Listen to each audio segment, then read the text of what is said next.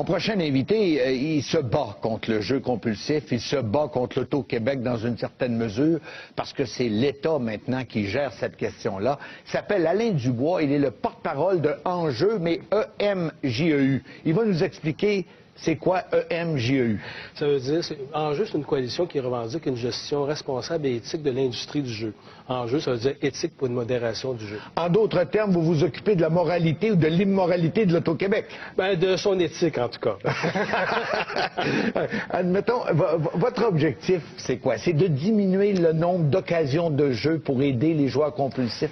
Bien, nous, notre objectif premier, c'est que l'État, puis sa société d'État, l'Auto-Québec, gère le jeu d'une façon responsable.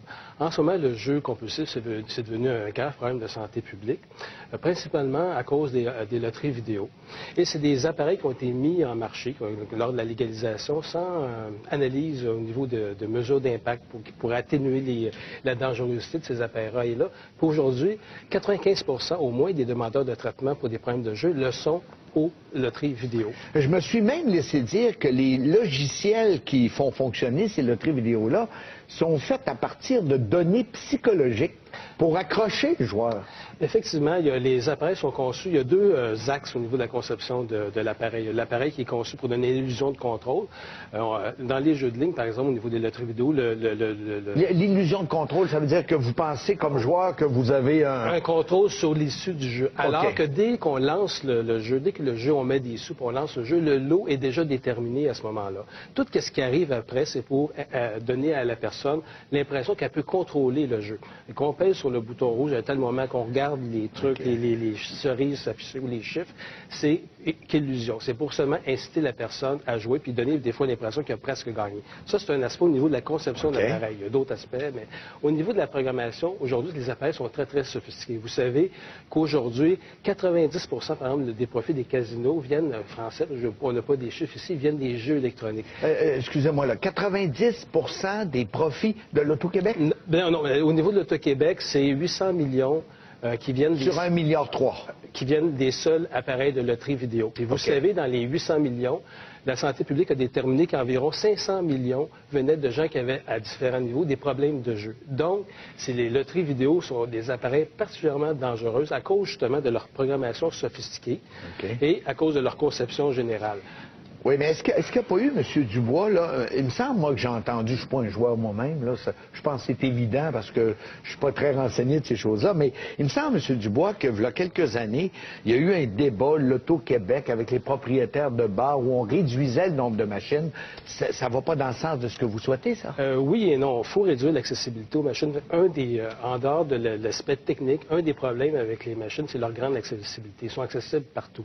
En ce moment, l'Auto-Québec a un plan de retrait des machines. Mais il faut savoir que ces machines-là vont être relocalisées dans des nouveaux casinos régionaux qui appellent des ludoplex, dont plusieurs d'entre eux vont être attenants à des hippodromes. On déplace le problème, en quelque sorte. Même, on développe un nouveau problème parce qu'on veut développer un nouveau marché. On augmente l'offre de jeux. Fait que l'Auto-Québec mentionne tout le temps que c'est un gestionnaire qui défend le jeu responsable, mais il oublie sa propre responsabilité comme gestionnaire. Mais votre bataille, là, ça m'intéresse beaucoup. Oui. Votre bataille, est-ce que vous ne devez pas l'amener directement auprès du premier ministre, de la ministre des Finances, qui ramasse le cash de l'Auto-Québec et qui passe des commandes? Moi, j'ai l'impression, là, M. Dubois, je ne veux pas vous faire de peine, mais se battre contre l'Auto-Québec, j'ai l'impression qu'on perd tout notre temps. Eux autres, ils répondent à des commandes qui viennent d'en haut. Bien, vous savez, l'État-Québec est une société d'État extrêmement puissante. Nous, on s'attaque, on dénonce autant cette gestion-là de la part du gouvernement que de l'Auto-Québec. On s'intéresse aux jeux. L'Auto-Québec, aujourd'hui, finance à peu près tout ce qui est culture, festival, organisme.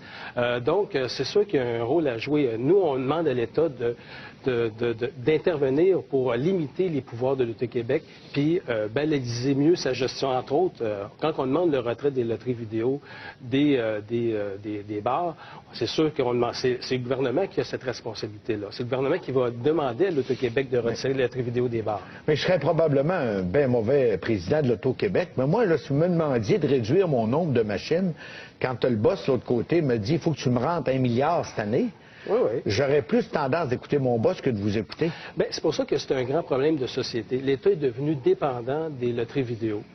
Dépendant des revenus, puis dépendant, comme je mentionnais tantôt, des joueurs compulsifs, puisque c'est ceux-ci qui rapportent le plus à l'État. Donc, c'est un gros problème. L'État est supposé d'être bienveillant vis-à-vis de nous protéger, puis il met, par ce d'État, l'intervention de la société, un produit dangereux. Avant qu'on ne termine, parce qu'on manque de temps, puis je pense que je vais être obligé de vous réinviter, parfois. Avant qu'on ne termine, j'ai l'impression, moi, que les machines qui sont placées dans des endroits où on dit des quartiers plus défavorisés, où ils vendent de l'illusion à des gens qui en ont peut-être besoin d'une certaine façon, que c'est encore pire. Est-ce que dans vos options, vous proposez à l'Auto-Québec de se retirer de certains endroits plus vulnérables? Bien, ce serait un pas dans la bonne direction. C'est sûr que les gens qui jouent plus, que ce soit dans qui achètent des tickets de loterie qui vont jouer aux loteries vidéo, en général, c'est des gens qui ont peu d'argent parce que l'Auto-Québec vend du rêve et les gens pauvres sont plus sensibles. Alors M. Dubois, c'est extrêmement intéressant. Je vous souhaite bonne chance et je vous remercie d'avoir été là. Alors, on va à la pause et après la pause, on va parler du racket des garanties prolongées avec Charles Tanguy de l'Union des consommateurs.